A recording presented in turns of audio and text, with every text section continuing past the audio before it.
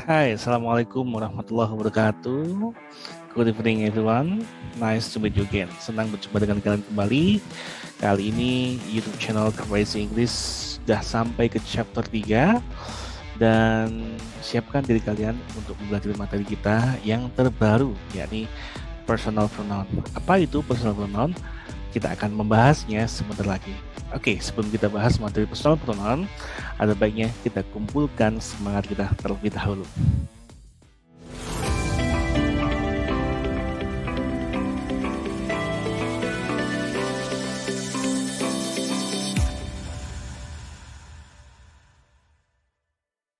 Hai, welcome back dengan saya Mr. Riki. Kita akan masuk ke materi chapter 3 ya. Semoga kalian masih semangat karena chapter 3 ini materinya sangat sederhana sekali, yakni mengenai personal pronoun ya. Oke, kita akan lanjutkan pembahasan kita.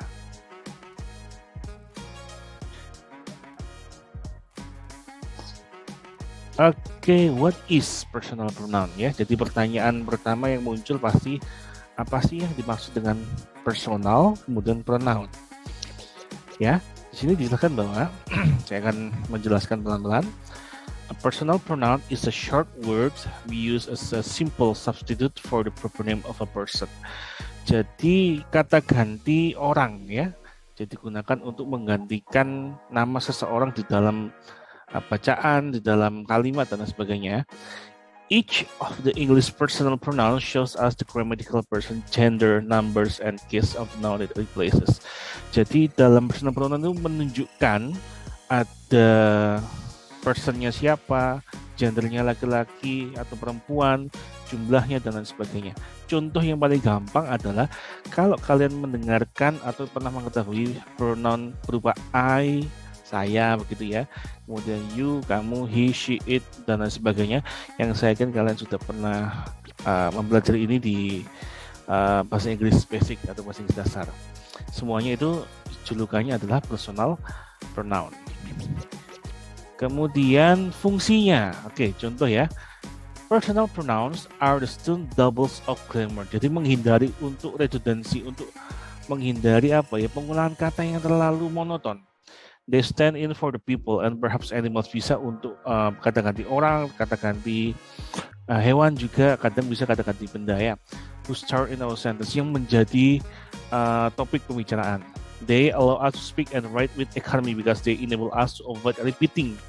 Jadi bisa menghemat waktu, bisa menghemat space jika kita menggunakan personal pronoun ini. Ya. Bagaimana sih contoh penggunaan personal pronoun dalam kalimat sederhana? Baiklah, kita akan coba untuk menengok kalau personal pronoun ini diterapkan dalam sebuah cerita pendek ataupun sebuah teks deskripsi ya. Ya, example contohnya ini pemain sepak bola paling terkenal ya, Ronaldo atau Cristiano Ronaldo. Ronaldo left his family and friends from his native island of Madeira behind to join the Sporting Lisbon Academy when Ronaldo was 12 years old. Jadi Ronaldo ini meninggalkan keluarganya, kemudian teman-temannya dari sebuah pulau kecil namanya Madeira yang berada di Portugal sana ya, untuk bergabung dengan klub sepak bola Sporting Lisbon Academy ketika Ronaldo berusia 12 tahun. Di paragraf kedua, Ronaldo stayed in a sporting boarding house and lived with kids of all different ages in the Sporting Youth Academy. Jadi Ronaldo ini tinggal di akademinya Sporting, seperti rumah tinggal di sana yang disediakan oleh klubnya. Kemudian tinggal bersama teman-teman yang berbeda usia, ya, yang terutama untuk pemain-pemain usia muda di sana. Oke, di sini ada 3 kali pengulangan nama Ronaldo. 1, 2, 3. Maka karena ini dipikir terlalu panjang, ini cukup Ronaldo itu saya rasa pendek ya. Apalagi kalau disebutkan nama panjang untuk Cristiano Ronaldo akan membutuhkan waktu yang lama meskipun copy paste saja. Jadi kalau dihubungkan dengan personal pronoun, karena Ronaldo laki-laki, kenapa tidak kita ganti menjadi seperti ini? Ya, he ya. Ya, coba kita langsung praktekkan ya. Karena ini pertama kali muncul nama orang, maka tidak perlu diganti. Ya, berarti Ronaldo ini personal pronounnya adalah he. Diganti saja. Iya. Saya rasa ini akan lebih mudah dan menghemat space ya. Gitu ya, sangat mudah sekali. Nah, gini lebih enak dibaca. Nah, ini perbedaannya kalau kita menggunakan personal pronoun dalam kalimat pendek ataupun sebuah cerita pendek. Kemudian kalau berbicara tentang pronoun atau kata ganti itu otomatis ada yang berbentuk singular, ada yang berbentuk plural. Apa sih? Ya, pembahasan pada chapter 1 dan chapter 2 sudah kita bahas bahwa singular itu tunggal, sedangkan plural itu jamak. Nah, contoh penggunanya bagaimana? Ini ya. I, you, she, he, it. Nah, saya rasa kalian sudah kenal semua. Saya, you, kamu, she untuk perempuan, he untuk laki-laki, it itu untuk bisa untuk benda mati ya, ataupun untuk hewan yang tidak kita ketahui jenis kelaminnya. Sedangkan be-nya adalah ya I am, kemudian are dan is. Noun ini saya pakai student saja ya, kata profesi supaya mudah diingat. I am student, you are student, she is student, he is a student, it is a student ya. Jadi ini merupakan pronoun ya. Kalau saya berarti orang pertama, you, orang kedua, he, she, it merupakan sudut pandang orang ketiga, third person singular. Kemudian to be-nya ini silakan dihafalkan ya, jelas. Sedangkan plural itu berarti mengindikasikan orangnya lebih dari satu. Maka seperti biasa dikasih tambahan huruf S di belakang kata student, students ya. We, you, they. Ini mengindikasikan lebih dari satu orang pronoun kata gantinya. We berarti kita termasuk dalam golongan itu. We, kita berarti saya dan teman-teman, katakan begitu. You, you are students. Ini you itu bisa digandakan untuk orangnya single ini ya. Bisa juga untuk jumlahnya lebih dari satu. Karena dalam bahasa Inggris itu tidak ada yang kata spesifik menggunakan kata mereka untuk menunjukkan bentuk jamak dari kata mereka. Berarti pakai you aja. You are student atau all of you are students. Wah, kemudian they jelas ya. They are ya mereka ya. You are, they are students ya, ini bisa menggunakan ya. Lebih spesifik pakai kata they. Kemudian maaf tadi bukan bukan kalian ya.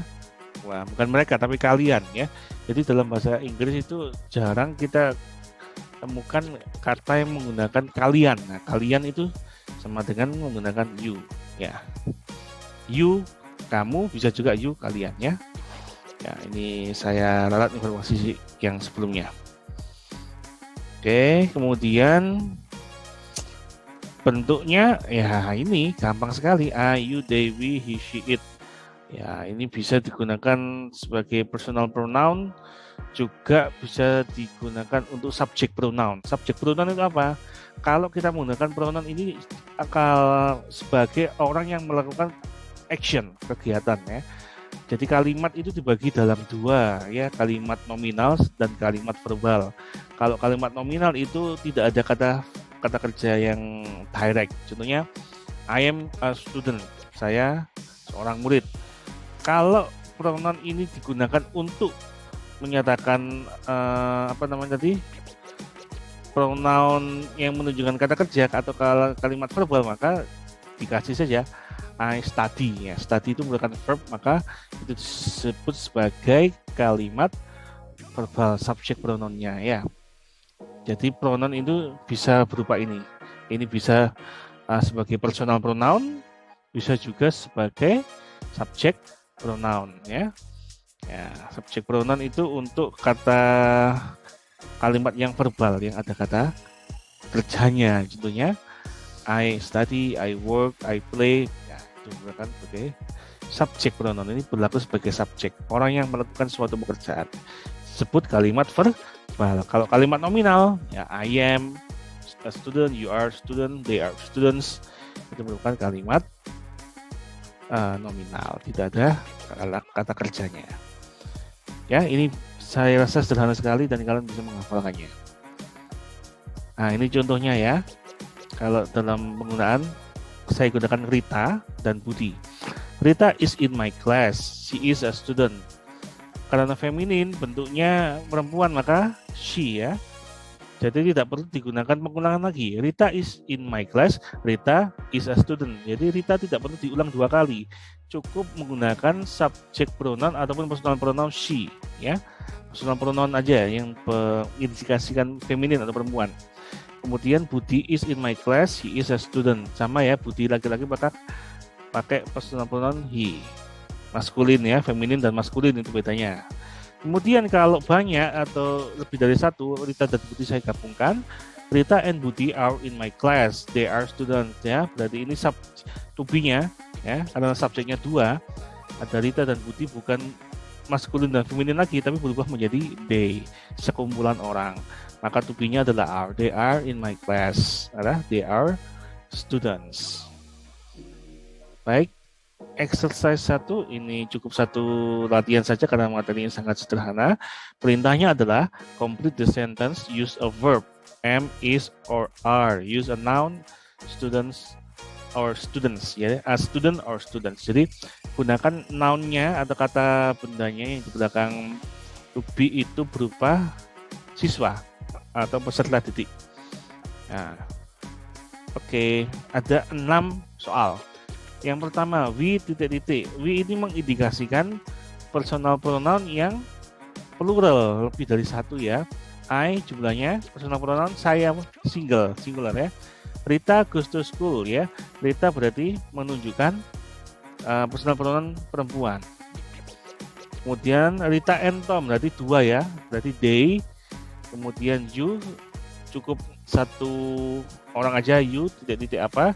Dengan you 2 orang berarti bisa menggunakan you and your brother dan lain sebagainya. Tugasnya kita adalah menuliskan ini apakah berupa single ataupun plural, student atau student. Kita coba langsung kerjakan ya. Oke. Ini gampang sekali. We are ya, student. Ada S-nya karena jamak.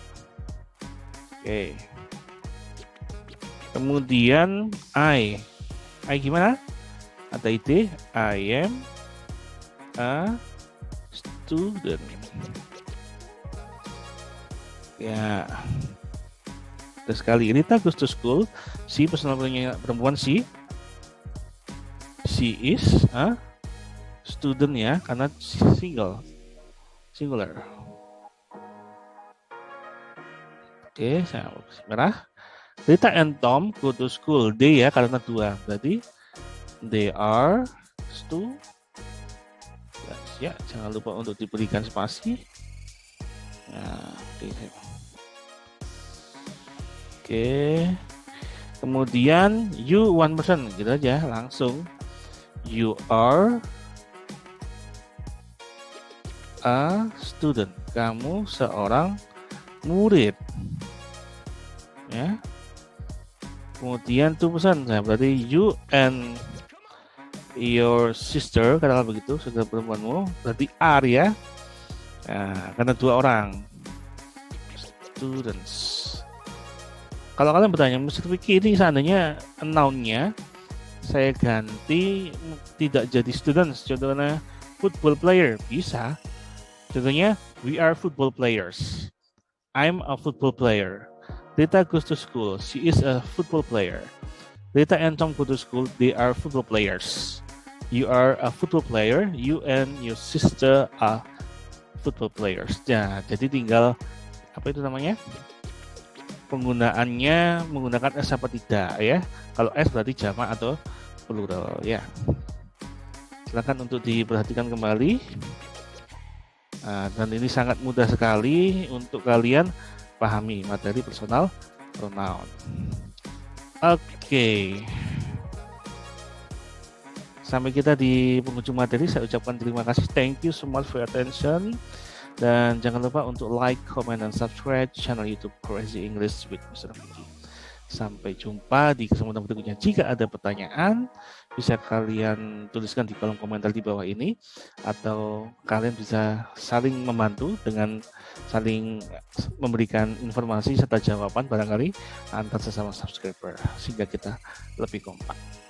Baik, see you next time and tetap semangat. Assalamualaikum warahmatullahi wabarakatuh.